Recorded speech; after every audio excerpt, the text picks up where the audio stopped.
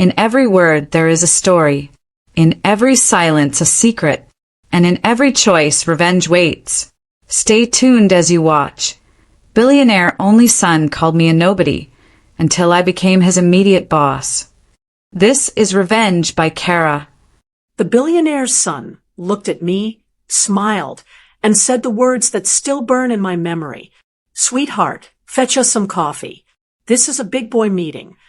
Everyone laughed. The billionaire's son, the CEO's heir, the one who thought he could buy respect with a last name.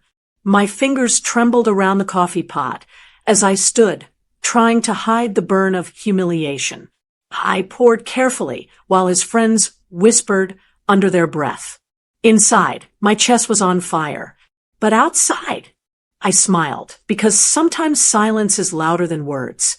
When I set his cup down, Derek added, "Good girl. You might actually be useful one day." The whole room chuckled again. I met his eyes, steady, unflinching. One day, I thought, you'll choke on those words. And that's how it began. My name is Kara Brooks, and that day, I learned something. In places like Harlow Industries, you don't earn respect.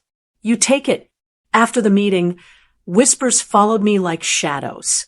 "Poor Kara," someone laughed near the printer. "She's the coffee girl now." I kept my head down. The walls of that office seemed to mock me, glass and steel built, for people like Derek, not for girls who took buses to work and packed cheap lunches. But I didn't quit. I came in earlier, stayed later. I learned how everything worked, every department, every spreadsheet, every secret weakness in the system. Derek didn't notice. Why would he? I was invisible to him. He walked past my desk every morning with that same smug grin, tossing his keys at anyone who'd catch them. But invisibility has its perks. While he was busy showing off, I was observing, listening, planning. Because deep down, I knew something he didn't, that people who mock you are giving you a map to their blind spots. And I was memorizing every turn. The proposal was my masterpiece. 2 weeks of sleepless nights, dozens of coffee cups, and one brilliant idea that could land us a multi-million-dollar client. The morning of the presentation, I handed the final report to Derek for review. He smirked, scanning it briefly. "Good work," he said, almost impressed. But when the meeting started, my world stopped. He stood before the clients, my presentation in his hands, and spoke every word I'd written as if it were his own. Every chart, every concept, my ideas, his credit. The room filled with applause. The CEO beamed at him. And me? I sat at the far end, smiling weakly, my stomach twisting into knots. I wanted to scream, to shout that it was my work. But all I could do was sit there, quiet, forgotten, small. That was the first time I realized, in their world, talent meant nothing without power. And I swore I'd learn how to take mine back. When the room emptied, I found Derek by the elevators. "Why did you do that?" My voice shook, but my eyes didn't. He turned, that lazy grin plastered on his face. "Do what?" "My presentation," I said. "You stole it." He laughed. "Relax, sweetheart. You're lucky your ideas even got noticed. You think the client would have listened if you were the one speaking?"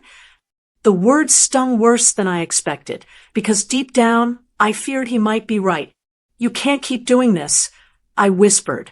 He stepped closer, lowering his voice. "Oh, I can. And I will. Because people like you don't matter here. Learn your place." The elevator doors opened behind him. He winked and walked in. As the doors slid shut, his reflection smirked at me. I stood there, fists clenched, pulse pounding. That was the last time I let him see me hurt. From that moment, I stopped surviving. I started calculating. That night, I sat in my car long after the parking lot emptied. My hands were shaking. My mascara was smeared. I'd done everything right, worked hard, stayed kind, believed that effort mattered. But kindness meant weakness to people like Derek, and I was done being weak. Through tears, I whispered to myself, "You'll never make me feel small again." I grabbed my phone, opened my laptop, and began searching top MBA scholarships for women in business. Something inside me switched from pain to focus, the kind that turns grief into gasoline. Weeks later, I mailed in my application to Stanford. No one at work knew, not Derek, not the CEO. It was my secret plan, my quiet rebellion.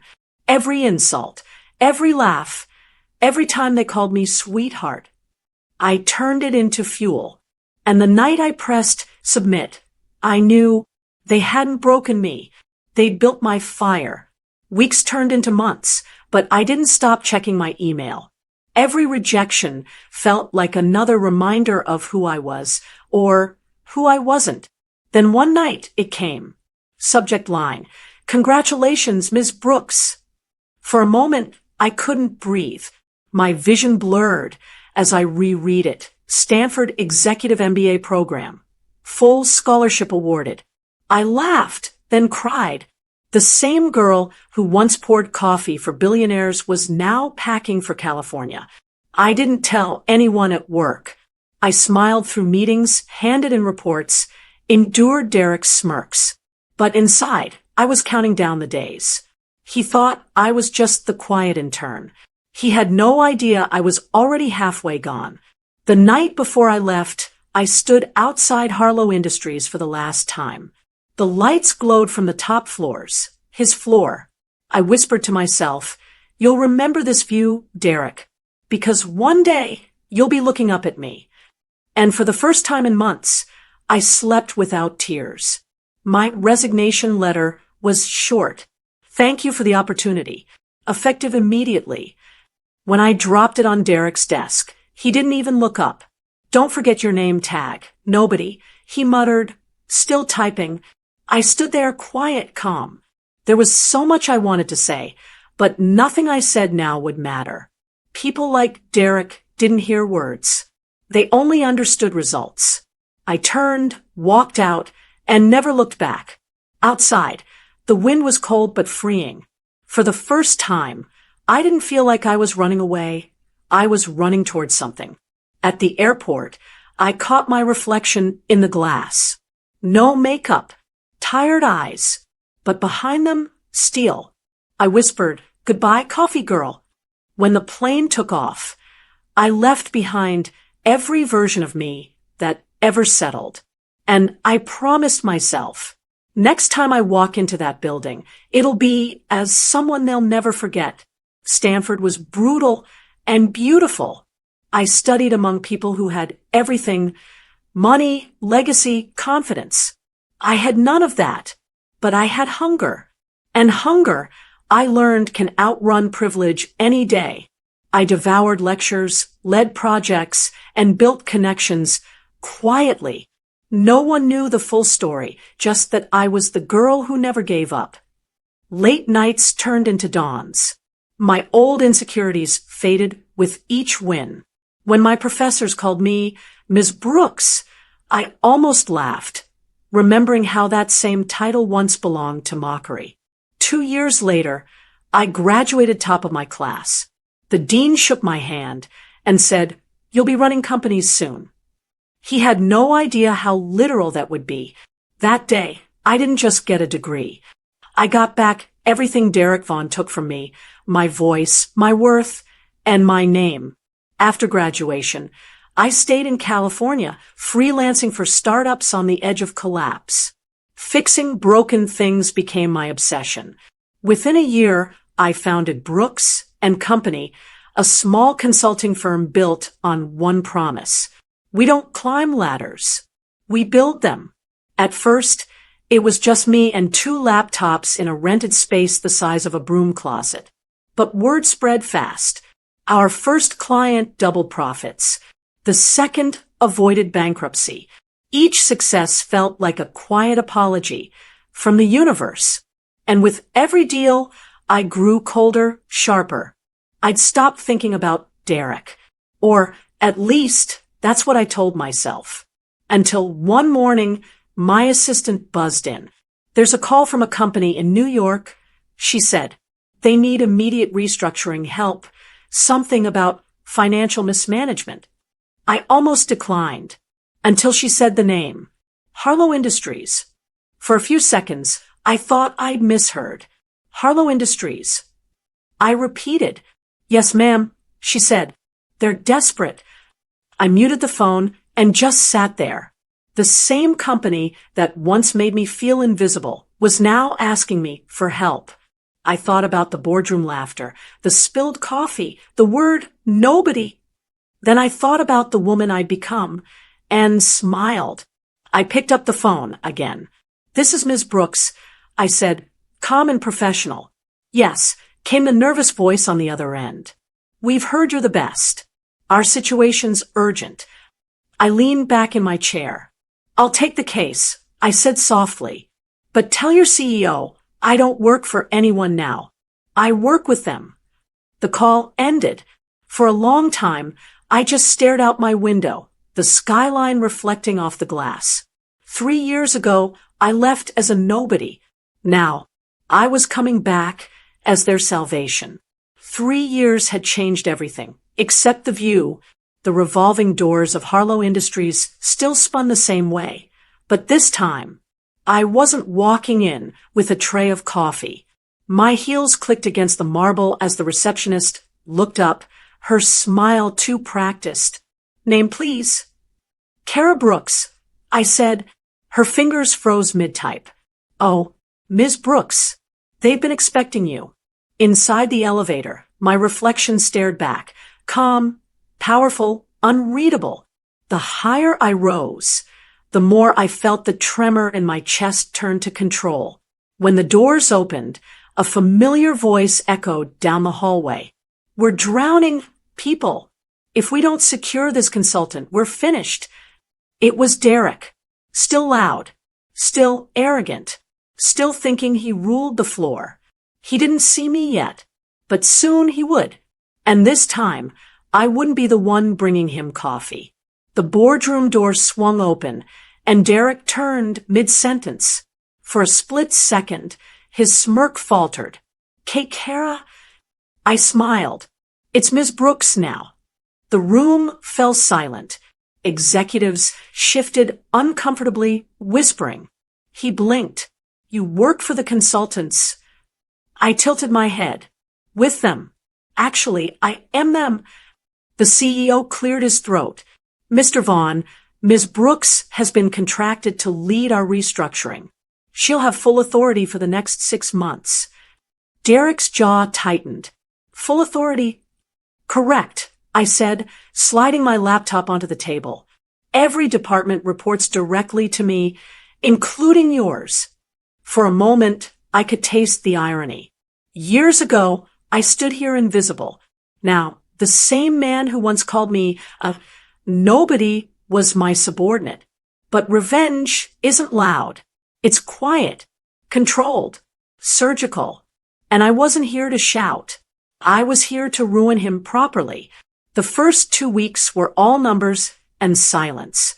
I dissected the company's finances like a surgeon, cold, precise. Every late payment, every personal expense Derek had buried in company operations. I found them all. I didn't confront him, not yet. Instead, I sent polite memos. "Mr. Vaughn, could you clarify the $320,000 withdrawal labeled client relations? Kindly attach receipts." By the 4th memo, he was sweating. By the 5th, he stopped showing up to meetings. The board began to notice. The whispers started again, only this time not about me. At night, I'd sit in my office, reviewing his reports under a single desk lamp. Every new inconsistency felt like justice crawling out of the dark. This wasn't just an audit. It was a quiet excavation of his empire of lies. And when I was done, there'd be nothing left to hide behind. By the 3rd month, Derek's mask had cracked.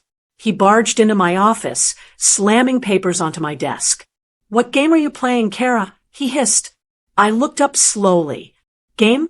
This is business. Mr. Vaughn, you remember business, don't you? His face flushed red. You're trying to destroy me. I stood. No, Derek, you did that yourself. I'm just documenting it. He froze, speechless. I walked past him, calm. You know what's funny? You used to say I didn't belong here, but it seems you're the one who doesn't anymore. The board meeting that afternoon sealed it. My report was complete and devastating. The CEO's tone was ice. Mr. Vaughn, we'll be reviewing your conduct. Indefinitely. As Derek stormed out, our eyes met. He whispered, You'll regret this. I smiled. I already don't. The next morning, I received a flash drive anonymously. No note, just a black device in a white envelope. I plugged it in and froze. Videos, emails, recordings, proof of Derek's secret deals, bribes, and illegal transfers. Someone inside the company wanted him gone, and they just handed me the weapon to finish it. I leaned back in my chair, heart pounding. For years, I dreamed of revenge. Now, the universe had delivered it on a silver platter. But part of me hesitated. If I used this, Derek wouldn't just lose his job. He'd lose everything. Then I remembered his laughter, his voice calling me nobody. My hesitation disappeared. Let's finish what we started, I whispered, and I dragged the first file into my report. By the time the board received my supplemental report, the office smelled different, like rain before a storm. I watched them scroll through the files, faces shifting from curiosity to shock. The CEO's jaw tightened. The CFO's fingers trembled. Someone at Harlow had pulled a thread, and the whole scene was coming apart. The anonymous flash drive had changed everything. It wasn't just numbers anymore. It was voices, timestamps, undeniable proof tied to Derek's signature. The media hadn't been notified. I kept it that way. This was a private surgical strike. No spectacle, no leaks to gossip mills. The board needed clean, internal resolution. They couldn't afford a scandal. Derek's office turned into a war room. He tried to charm, to gaslight, to beg. None of it worked. The evidence was factual, forensic, clinical. At lunch, one of his old cronies cornered me in the hallway, finally sober-faced. Who gave you that? He asked. I shook my head. Does it matter? I said. He swallowed. If this goes public, he'll take everyone down with him. I met his eyes. Then let the truth decide. As I walked back to my office, my phone buzzed. Unknown number, one line. You're not alone. My skin prickled. Someone inside the company had risked everything. Who? And why now? The board called an emergency meeting. The room felt smaller than the one where Derek had once mocked me, like the air itself had conspired against him. I presented the timeline, the recordings, the transfers. My voice was steady. My palm didn't shake once. Every fact landed like a hammer. Executives exchanged looks that said what words couldn't. We should have acted sooner. Derek's face went from confident to pale to hollow in the span of an hour. He sputtered blame, tossing crumbs of excuses. Rogue employees, accounting errors, misclicks. The CEO listened with the patience of a man who's seen too many spectacles. When Derek couldn't produce receipts, the mood flipped from suspicion to verdict. They suspended him. Quietly. No headlines, no arrests, not yet. But the board froze his access and took control. They needed time to contain the fallout, to protect the company. As security gently let him out, Derek turned and locked eyes with me. For the first time, I saw fear. Not the performative frustration he wore on stage, real animal fear. He whispered, barely audible, "This isn't over, Kara." I watched him go and felt neither triumph nor glee, only a hollow, slow relief. Justice wasn't a celebration. It was a balance restored. But the biggest question hung like a storm cloud. Who had risked everything to hand me the weapon that toppled him. The press didn't come that day. We contained the story internally, but word has a way of leaking through the cracks. The company wanted to appear proactive and humane. The board scheduled an internal interview to address the staff. They asked me to lead it. I stood on the stage-like atrium, under the warm lights, and looked out at faces I'd known for years. Some were curious, some frightened, some vindictive. The same faces that once watched me fetch coffee. My voice softened.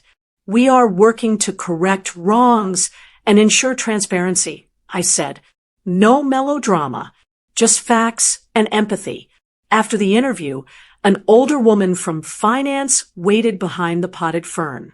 She hugged me like a grandmother and then sobbed quietly into my shoulder. Thank you, she whispered. You gave us a chance to keep our jobs. As she walked away, a junior accountant slipped me a note. Meet me tonight. Parking lot. 8 p.m. M. It felt like a breadcrumb. Someone still inside wanted the truth to win, but in the shadows, I felt both gratitude and anxiety. Meeting in a lot at night sounded dangerous. It sounded necessary. I texted back a single word. Okay. I didn't know yet whether M stood for mercy, motive, or something darker. But I knew I couldn't ignore it. That night, the parking lot smelled like wet asphalt and nervous decisions. A figure approached, not tall, not flashy, mid-50s, cardigan, eyes rimmed with fatigue. I'm Margaret, she said, voice small. The note had been right. She worked in accounts payable and had been with Harlow for 20 years. I found the discrepancy months ago, she confessed, hands trembling. I reported it. I was told I was imagining things. She paused, looking at me as if she'd been confessing to a priest. When I saw what they were doing with transfers, I couldn't sit back. Her hands shook as she spoke.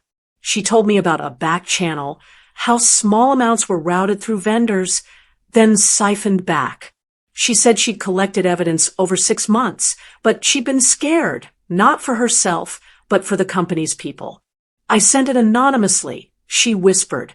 I thought if someone outside the department saw it, maybe they'd act. I thanked her, but her eyes went to mine with a plea I hadn't expected. Please, she said, don't let them fire everyone in the cleanup. We're just trying to do our jobs. I put a hand on her shoulder. We'll protect the innocent. I promised. She left with a relief so visible it made me ache. Someone inside had risked retirement and reputation to do the right thing. That night, I understood why the universe had handed me a weapon and what I had to protect when I used it.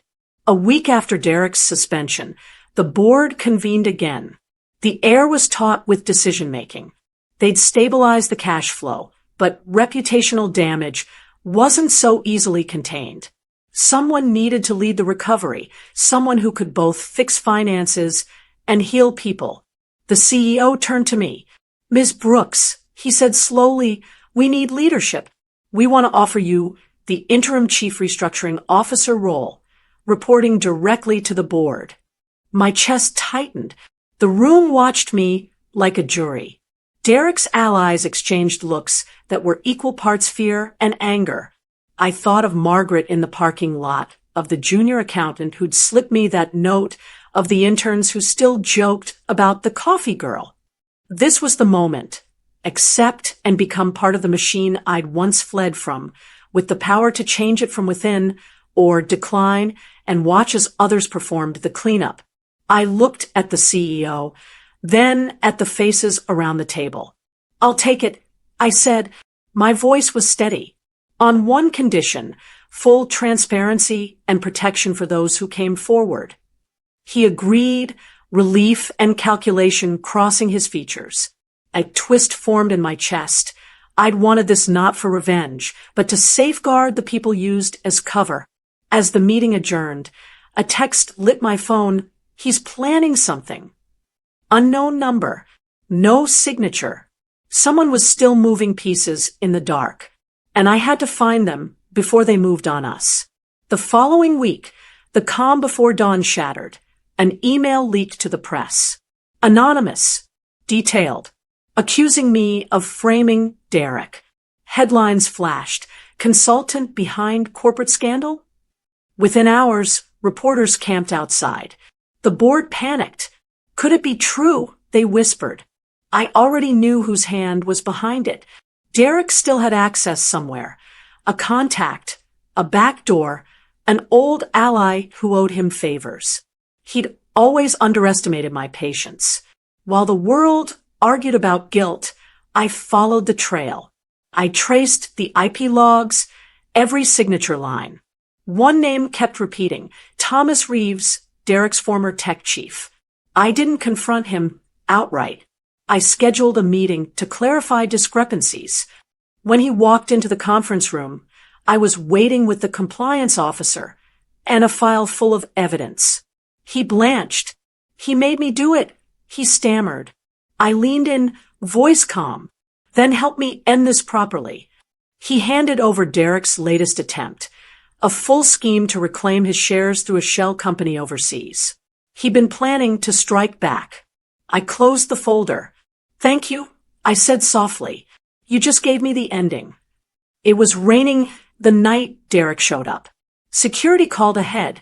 He demanded a private meeting. Against better judgment, I allowed it. He entered my office dripping with defiance, trench coat soaked, eyes wild. You think you've won? He spat. You're a placeholder. When the dust settles, they'll crawl back to me. I didn't flinch. You're still making the same mistake, Derek, thinking the world owes you its loyalty.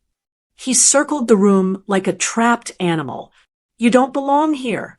You never did. You're just a nobody. I finished for him. Funny, that nobody is the reason this company still exists. He stopped, trembling with rage. You ruined me. I shook my head. You ruined yourself. I just turned on the light. He slammed a hand on my desk. You'll regret this. I met his eyes. No, Derek, you will. Outside, security waited to escort him out. As the elevator doors closed on his reflection, I felt the last thread of fear snap. For the first time, the past no longer had power over me. 2 days later, federal investigators arrived with warrants. The shell company trail, Derek's offshore accounts, all exposed. Every hidden document he'd tried to bury had surfaced through the very digital footprint he'd used to frame me. Irony has a sharp sense of humor. The board convened one final time. Cameras off, blinds drawn. The CEO announced Derek's permanent removal and legal proceedings. The room applauded, quietly, respectfully, but their glances said something else. We were wrong about you. When the announcement went public, the media turned the narrative. Headlines read, Former intern cleans corporate empire. Suddenly, everyone who once ignored my name wanted quotes, interviews, mentorships. I accepted none. I wasn't interested in spotlight. I wanted restoration. The last time I saw Derek was through a television screen, escorted into a courtroom, face drawn and silent. For a moment, I almost pitied him. Almost. He'd built his world on arrogance. It collapsed under its own weight. And for me, the girl he once called nobody, that collapse wasn't vengeance.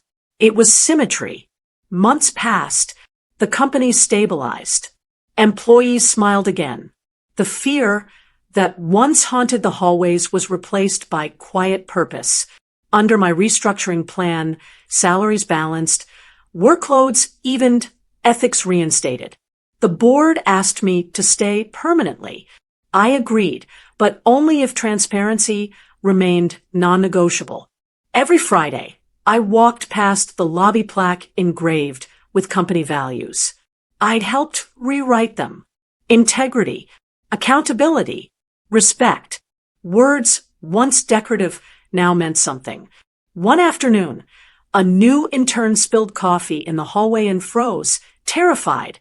I smiled, handed her a napkin, and said, "Don't worry. Mistakes don't define you here." She blinked, relief washing over her. That small moment felt bigger than any headline. I finally understood. Revenge had never been the goal. Justice was. And justice, done right, always leaves room for grace. The night before I officially took the executive oath, I stood alone on the terrace overlooking the city lights. 3 years ago, I'd left this same skyline in tears. Now, it looked different, not brighter, but honest. People often ask if I ever confronted Derek again. I didn't need to. Life did that for me. He lost his empire. I found my peace. And sometimes that's the most powerful form of victory. Not proving them wrong, but proving yourself right. I turned off my phone, let the night wind brush against my hair, and whispered to the dark. Never let anyone convince you that your worth depends on their approval. Because I wasn't a nobody. I was the lesson he never expected to learn. Sometimes the people who look down on you end up learning their greatest lesson from you. Every act has a price, and every story leaves a scar. Until the next tale, this was Revenge by Kara.